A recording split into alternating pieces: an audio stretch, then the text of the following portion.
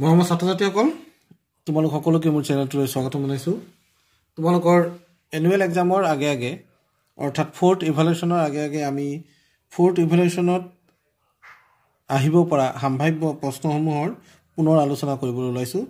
তোমালোকে চোৱা, যিহেতু আমাৰ বিদ্যালয়ত 12.1ৰ পৰা এইবাৰ আহিব পৰীক্ষাত, গতিকে 12.1ৰ 1 নম্বৰ প্ৰশ্নটো তোমালোকে এবাৰ চাবা। কিদৰে আমি উত্তৰ কৰিছিলোঁ। তলৰ ক্ষেত্ৰবোৰত চলক, ধ্ৰুৱক আৰু পাটিগণিতৰ প্ৰক্ৰিয়া ব্যৱহাৰ কৰি বীজগণিতীয় ৰাশিসমূহ লিখা। তাৰে 1 নম্বৰ দিছে x চলকটোক xৰে পূৰণ কৰি 2 যোগ কৰা।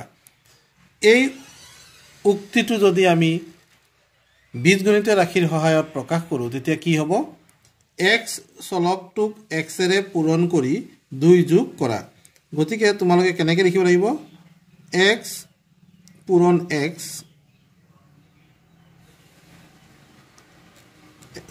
x পূৰণ x লিখিলা, যোগ 2 প্লাছ 2 এনেকৈ ইয়াক প্ৰকাশ কৰিব পাৰা। এতিয়া x পূৰণ x ইয়াৰ মানে কি? ইয়াৰ মানে হ'ল x স্কুৱেৰ বা xৰ বৰ্গ যোগ 2 এনেকৈ তোমালোকে দেখুৱাই দিবা। এইটো হ'ল তোমালোকৰ উত্তৰ। তোমালোকৰ নিশ্চয় মনত আছে। এতিয়া 2 নম্বৰ প্ৰশ্নটো চোৱা। ইয়াত কৈছে a আৰু bৰ যোগফল। a আৰু bৰ যোগফল কেনেকৈ আমি প্ৰকাশ কৰিব লাগিব? আমি লিখিব লাগিব a প্লাছ b। তোমালোকৰ উত্তৰটো হৈ গ'ল। এতিয়া নেক্সট প্ৰশ্নটো চোৱা। xৰ পৰা 7 বিয়োগ তোমালোকে কেনেকৈ প্ৰকাশ কৰিবা? xৰ পৰা 7 বিয়োগ, গতিকে x মাইনাছ তোমালোকে লিখিব লাগিব 7। x minus 7। yৰ পৰা z বিয়োগ, গতিকে তোমালোকে কেনেকৈ লিখিবা? y minus z। xৰ বৰ্গক yৰে পূৰণ। xৰ বৰ্গক yৰে পূৰণ। xৰ বৰ্গ মানে হ'ল এইটো। ইয়াক যদি yৰে পূৰণ কৰোঁ আমি এনেকৈ লিখিম x স্কুৱেৰ y। পূৰণফলৰ লগত z যোগ। পূৰণফলৰ লগত আমি zটো যোগ কৰিব লাগে। গতিকে তোমালোকৰ উত্তৰ হ'ব এনেকুৱা। xৰ বৰ্গক yৰে পূৰণ x স্কুৱেৰ y পূৰণফলৰ লগত z যোগ প্লাছ z। নিশ্চয় তোমালোকে পাৰিবা। বুজি পাইছা নিশ্চয়, কমেণ্টত জনাবা। x আৰু yৰ পূৰণফলৰ আধা। এতিয়া এইটো আমি কেনেকৈ প্ৰকাশ কৰিম? x আৰু yৰ পূৰণফলক আমি লিখিম x y। ইয়াৰ আধা বুলি কোৱাৰ লগে লগে আমি কি কৰিম? আগফালে 2/1 দি দিম। x আৰু yৰ পূৰণফলৰ আধা অৰ্থাৎ 1/2 xy এনেকৈ তোমালোকে পঢ়িব লাগিব।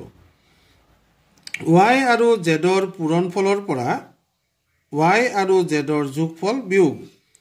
y আৰু zৰ পূৰণফল বুলি ক'লে তোমালোকে নিশ্চয় এতিয়া পাৰিবা yz বুলি লিখিবা। ইয়াৰ পৰা আমাক বিয়োগ কৰিব দিছে। কি বিয়োগ কৰিব দিছে? y প্লাছ zৰ যোগফল। গতিকে এইটো তোমালোকে কি কৰিব লাগিব? ব্ৰেকেটৰ ভিতৰত লিখিব লাগিব। যিহেতু গোটেই ৰাশিটোকে বিয়োগ কৰিম, সেয়েহে y প্লাছ z আমি ব্ৰেকেটৰ ভিতৰত লিখি দেখুৱাব লাগিব। y আৰু zৰ পূৰণফল yzৰ পৰা আমি y আৰু zৰ যোগফলটো বিয়োগ কৰিম। সেইকাৰণে এইটো ব্ৰেকেটত তোমালোকে প্ৰকাশ কৰিবা। yz minus y plus z। xক yৰে হৰণ কৰি হৰণফলৰ লগত z যোগ। xক yৰে হৰণ কৰিব লাগে x হৰণ y আৰু ইয়াৰ লগত z যোগ কৰিব দিছে। হৰণফলৰ লগত zটো যোগ কৰিব দিছে। এনেধৰণে তোমালোকে লিখিব লাগিব। ইয়াৰ পিছৰ প্ৰশ্নকেইটা চোৱা তোমালোকে কেনেকুৱা আছিল। এই প্ৰশ্নকেইটা চোৱা।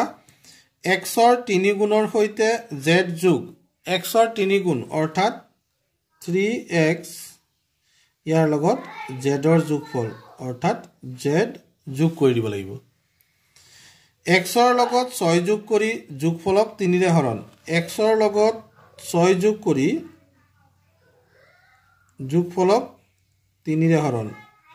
যোগফলটোক আমি 3ৰে হৰণ কৰি দেখুৱাইছো xক 5ৰে পূৰণ কৰি পূৰণফলৰ বৰ্গ xক 5ৰে পূৰণ কৰি xক যদি 5ৰে পূৰণ কৰো আমি এনেকৈ লিখিম 5x ইয়াৰ মানে হ'ল 5 পূৰণ x ইয়াক বৰ্গ কৰিব দিছে পূৰণফলৰ বৰ্গ দি ব্ৰেকেটৰ ভিতৰত 5x লিখি ব্ৰেকেটৰ বাহিৰত দিব লাগিব 2 অৰ্থাৎ 5x অৰ্থাৎ 5 আৰু x ৰ পূৰণফল বা x আৰু 5 ৰ পূৰণফলৰ বৰ্গ x ৰ বৰ্গৰ হৈতে 5 পূৰণ x ৰ বৰ্গ হ'ল এইটো ইয়াৰ লগত 5 পূৰণ গতিকে আমি ইয়াত 5 এটা দি দিলে সেই পূৰণফলটো বুজাব এতিয়া ছাত্ৰ ছাত্ৰীসকল 2 নম্বৰ প্ৰশ্নটো তোমালোকে দেখিছা 2 নম্বৰ প্ৰশ্নটো তোমালোকে কৰিব পাৰা কিন্তু পৰীক্ষাত এই ধৰণৰ প্ৰশ্নটো দিয়াত অলপ অসুবিধা হ'ব ইমান চিত্ৰ আকি আমি যেতিয়া পৰীক্ষাৰ প্ৰশ্ন কাকত বনাম তেতিয়া আমাৰ অলপ অসুবিধা হয় তথাপিও প্ৰশ্নকিটা তোমালোকে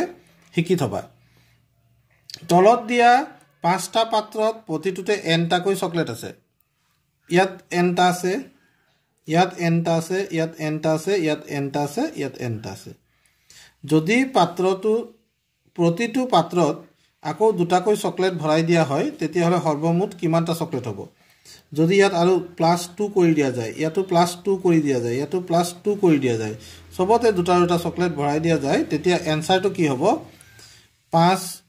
5n+2 হ'ব 1 নম্বৰ প্ৰশ্নটোৰ উত্তৰ কি হ'ব n+2 ৰ 5 গুণ তোমালোকে ধৰিব পাৰিছানে মুঠ চকলেটৰ সংখ্যা হ'ব যেহেতু 5টা চকলেট বয়াম আছে বা পাত্ৰ আছে 5টা পাত্ৰত n+2 কে আছে গতিকে n+2 ৰ 5 গুণটো হ'ব ইয়াৰ উত্তৰ যদি n মানে 10 হয় সৰ্বমুঠ কিমানটা চকলেট হ'ব এটা n মানে যদি 10 হয় এটো 1 নম্বৰৰ উত্তৰ হৈ গ'ল 2 নম্বৰৰ উত্তৰৰ কাৰণে 5n+2 আছিল হয়নে গতিকে যদি n ৰ মানটো 10 হয় তেতিয়া 10 + 2 লিখিবা লিখাৰ লগে লগে 5 পূৰণ 10 2 12 হ'ব 5 12 কিমান হ'ব 60 হ'ব তোমালোকৰ উত্তৰটো কি হ'ব 60 হ'ব তোমালোকে এই প্ৰশ্নটো 3 নম্বৰ প্ৰশ্নটো 2 নম্বৰ যেনেকৈ কৰিছো মই 2 নম্বৰৰ দৰে 3 নম্বৰটো তোমালোকে নিজে চেষ্টা কৰিব পাৰা মই 4 নম্বৰ প্ৰশ্নটো আহো কিয় কাৰণে 4 নম্বৰ প্ৰশ্নটো তোমালোকক বহুত দৰকাৰী প্ৰশ্ন হ'ব পৰীক্ষাৰ বাবে তলৰ ৰাশিবোৰৰ পদ আৰু সিহঁতৰ উৎপাদকসমূহ চিনাক্ত কৰা যেনে y+7 দিয়া আছে y+7 বুলি দিয়া আছে 1 নম্বৰটোত ইয়াত পদ কি আছে ইয়াত পদ আছে y আৰু 7 উৎপাদক কি হ'ব y আৰু y7 ৰ উৎপাদক 7 হ'ব তোমালোকে এনেকৈ এটো লিখিব লাগিব কিন্তু ইয়াত তোমালোকক কৈছে উৎপাদক বৃক্ষৰ সহায়ত দেখাবলৈ উৎপাদক বৃক্ষৰ সহায়ত দেখুৱালে এনেকৈ দেখাব লাগিব চোৱা y+7 আছিল ৰাখিটো ইয়াত পদ কি আছে চোৱা পদ আছে y আৰু 7 আৰু ইয়াৰ উৎপাদক বুলি দেখুৱাবলৈ গলে y মানে y হ'ব y টো আৰু ভাঙিব নোৱাৰি 7 কো আমি ভাঙিব নোৱাৰো গতিকে এনেকৈ থাকিব যদি b নম্বৰটো কৰিবলৈ যাওঁ b নম্বৰটো কৰিলে কি হ'ব চোৱা b নম্বৰটো ৰাখিটো আছে x² + 2x + 3 x² + 2x + 3 ইয়াত ৰাখি পাই গলা ইয়াত পদ কি আছে চোৱা ইয়াত আছে x² এটা পদ 2x এটা পদ আৰু এটা আছে 3 গতিকে উৎপাদক বৃক্ষৰ সহায়ত দেখলে x পূৰণ x ইয়াত তোমালোকে দেখাবা 2 পূৰণ x ইয়াত 3 আছে 3 দেখুৱালেই হৈ গ'ল 3 টো 3 থাকিব এটো কয় উৎপাদক বৃক্ষ তো এই প্ৰশ্নটো তোমালোকৰ আহিব পাৰে নেক্সট প্ৰশ্নটো তোমালোকৰ কাৰণে ইম্পৰ্টেন্ট এই 5 নম্বৰ প্ৰশ্ন তলত দিয়া তালিকাখন সম্পূৰ্ণ কৰা এই তালিকাখন সম্পূৰ্ণ কৰিবলৈ যাওঁতে তোমালোকক সুধিছে পদ যেটো ধ্ৰুবক নহয় ইয়াত 1 নম্বৰত চোৱা 2x + 3y আছে ইয়াত পদ যেটো ধ্ৰুবক নহয় ইয়াত দুটা পদ আছে 2x আৰু এটা আছে 3y গতিকে সাংখ্যিক সহগ কি হ'ব এটা হ'ব 2 আৰু এটা হ'ব 3 এই x ৰ সাংখ্যিক সহগ হ'ল 2 3y সাংখ্যিক সহগ আছে 3 গতিকে এনেকৈ লিখিব লাগিব ইয়াত চাবা 2 নম্বৰটো কি দি আছে 2 নম্বৰটো দি আছে mn 3 টো হ'ল ধ্ৰুবক পদ গতিকে লিখিব নালাগে তো ইয়াত সাংখ্যিক সহগ কি হ'ব mn ৰ লগত কি আছে এক এটা পূৰণ হৈ আছে গতিকে 1 হ'ব ইয়াৰ সাংখ্যিক সহগ 2ab minus a plus b ইয়াত কি পদ আছে ইয়াত আছে 2ab আছে এটা পদ minus a আছে এটা পদ আৰু plus b আছে এটা পদ গতিকে চোৱা ইয়াত সাংখ্যিক সহগ হ'ব প্ৰথমটোৰ 2 দ্বিতীয়টোৰ হ'ব -1 তৃতীয়টোৰ হ'ব +1 তোমালোকে নিশ্চয় ধৰিব পাৰিছা a b ৰ লগত কি সংখ্যা আছে 2 আছে গতিকে 2 টো হ'ব এই পদটোৰ সাংখ্যিক সহগ -a ৰ সাংখ্যিক সহগ কি হ'ব -1 b ৰ কি হ'ব +1 এই ধৰণে তোমালোকে এটো কমপ্লিট কৰিব লাগিব 2x² y আছে আৰু ইয়াত আছে -4xy² আৰু 7 টো আমি ইয়াত লিখিব নাই কাৰণ ধ্ৰুবক পদ নোহোৱাটো বিচাৰিছে গতিকে আহিব 2 আৰু -4 এটুত কি আহিব 3x³ এটা আহিব -7x² আহিব আৰু y আহিব এতিয়া সাংখ্যিক সহগবোৰ কি আছে 3 আছে ইয়াত আছে 3 ইয়াত আছে -7 আৰু ইয়াত আছে 1 এনে ধৰণে তোমালোকে এই তালিকাখনো পুৰা কৰিছিলা নিশ্চয় এতিয়া মই যাওঁ আগবাঢ়ি অন্য এটা প্ৰশ্নলৈ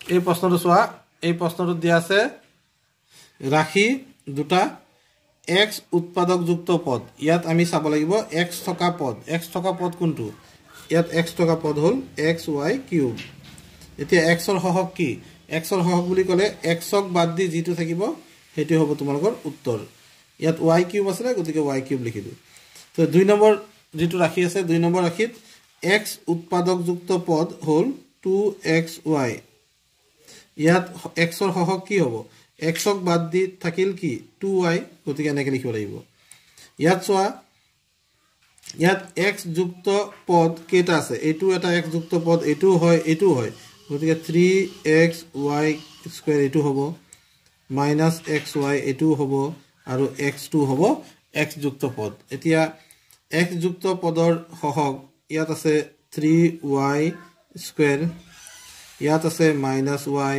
ইয়াত আছে 1 একো নাই মানে 1 আছে তো ইয়াত কি আছে চোৱা 4 টো আছে 7xz ইয়াৰ সহগটো কি হ'ব 7z হ'ব ইয়াত আছে -x গতিকে ইয়াৰ এনসাৰটো হ'ব -1 এই দৰে তোমালোকে কমপ্লিট কৰিবা c2 তোমালোকে কৰিব পাৰা 6 নম্বৰ প্ৰশ্নটো তোমালোকক পৰীক্ষাত দিবই 6 নম্বৰটোত কৈছে তলত দিয়া ৰাশিবোৰৰ একপদ দ্বিপদ ত্ৰিপদ ৰাশি হিচাপে শ্ৰেণীভুক্ত কৰা এতিয়া একপদ ৰাশি কোনবিলাক যিবিলাক ৰাশিত মাত্ৰ এটা পদ থাকে এইটো একপদ যিবোৰ ৰাশিত দুটা পদ আছে সেইবিলাকক দ্বিপদ বুলি কয় এইটো দ্বিপদ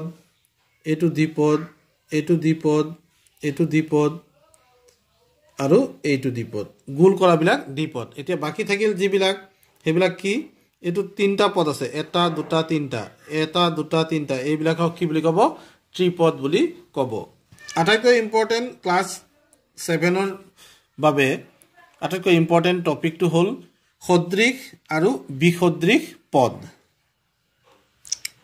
এতিয়া সদৃশ আৰু বিসদৃশৰ ধাৰণাটো তোমালোকৰ স্পষ্ট নহলে তোমালোকে যোগ বিয়োগ কৰোতে অসুবিধা পাবা এতিয়া চোৱা -4x আৰু 1/2x আছে ইয়াত চোৱা তোমালোকে সহগবোৰ নাচাবা সহগ বেলেগ থাকিলেও কোনো কথা নাই তোমালোকে চাবা চলক একে আছে নে নাই চলক ইয়াত কি আছে x আছে ইয়াত x আছে চলকৰ ওপৰত সংখ্যাটো কি আছে একো নাই মানে 1 আছে ইয়াত চলকৰ ওপৰত একো নাই মানে 1 আছে গতিকে ই সদৃশ হয় ইয়াত চোৱা চলক কি আছে x ইয়াত কি আছে y গতিকে সদৃশ নহয় এই দুটা চোৱা দুইটাই সংখ্যা গতিকে ই সদৃশ হয় ধ্ৰুবক পদবিলাক সদায় সদৃশ এতিয়া ইয়াত চোৱা x y আছে ইয়াতো x y আছে কিন্তু x ৰ ওপৰত ইয়াত ঘাত আছে 2 ইয়াত ঘাত আছে 1 y ৰ ওপৰত ইয়াত ঘাত আছে 1 ইয়াত y ৰ ওপৰত আছে 2 গতিকে সদৃশ নহয় ইয়াত চোৱা x y আছে ইয়াত x z আছে সদৃশ নহয় ইয়াত x z আছে ইয়াত x z আছে গতিকে সদৃশ হয় সংখ্যাটো নাচাবা ইয়াত x আছে ইয়াতো x আছে কিন্তু x ৰ ওপৰত পাৱাৰ চাবা 2 আছে ইয়াত আছে 3 গতিকে সদৃশ নহয় ইয়াত x² আছে ইয়াতো x² আছে গতিকে সদৃশ হয় mn nm উল্টা পুল্টাকে আছে কিন্তু তথাপিও সদৃশ হয় ইয়াত জেড আছে ইয়াতো জেড আছে সদৃশ হয় তাৰমানে সদৃশ হ'বৰ কাৰণে চলক আৰু চলকৰ ঘাত একে থাকিব লাগিব তোমালোকে এই দুটা কথা মনত ৰাখি অংকবোৰ কৰিবা এই বি নম্বৰ প্ৰশ্নটো তোমালোকক দিব পাৰে তলৰ পদসমূহৰ পৰা সদৃশ পদবোৰ বাছি উলিওৱা এ বি স্কয়াৰৰ সদৃশ পদ কোনটো এই 7ab স্কয়াৰ আৰু আছে -ab স্কয়াৰ আৰু আছে 3ab স্কয়াৰ আৰু ইয়াত নাই এইটো এ বি স্কয়াৰৰ সদৃশ পদবোৰ মই তলে তলে চিন দিলো দেখিছানে xy স্কয়াৰৰ সদৃশ পদ আছেনে xy স্কয়াৰ ইয়াৰ সদৃশ পদ এইটো এটা তাৰ পাছত কি আছে ৰবা মই এইটো ৰাইট চিন দি যাওঁ এইটো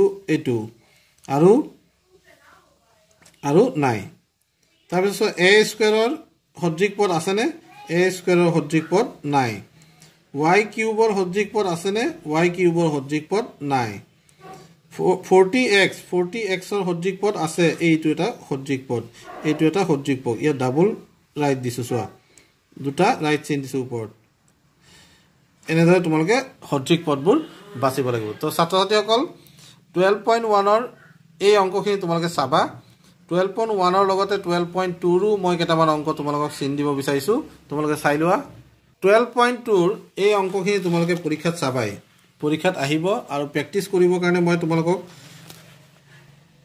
এটা সুবিধা কৰি দিওঁ মই স্কুলত যেতিয়া কৰাইছিলো তেতিয়া তোমালোকক কৈছিলো যে সদৃশ পদবোৰ ওচৰে লিখি লোৱা 2x আছে 2x ৰ সদৃশ পদ কোনটো 2x ৰ সদৃশ পদ হ'ল -7x লিখি ললা +3y ইয়াৰ সদৃশ পদ কোনটো +6y -45 +5 গতিকে সদৃশ পদবিলাক লিখি লোৱাৰ লগে লগে দুটাৰ পৰা 7টা x গুচি গ'ল -5টা x থাকিব 3টা y আৰু 6টা y +9টা y হ'ব আৰু এইফালে -45 ৰ লগত +5 কৰিলে +40 থাকিব এই ধৰণে তোমালোকে উত্তৰটো কৰিব লাগিব এটো এক নম্বৰ উত্তৰটো মই কৰি দিলো তোমালোকে বাকিখিনি প্ৰেক্টিছ কৰিবা যদি এখিনি পাৰি যোৱা তেতিয়া জানিবা তোমালোকে ইয়াৰ পৰা কমসে কম 10 নম্বৰ পাবাই এই পাঠটিৰ পৰা 10 নম্বৰ তোমালোকৰ থাকিব গতিকে তোমালোকে এই 10 নম্বৰটো লবলৈ চেষ্টা কৰিবা আজিলৈ ইয়াতে এৰিছো ধন্যবাদ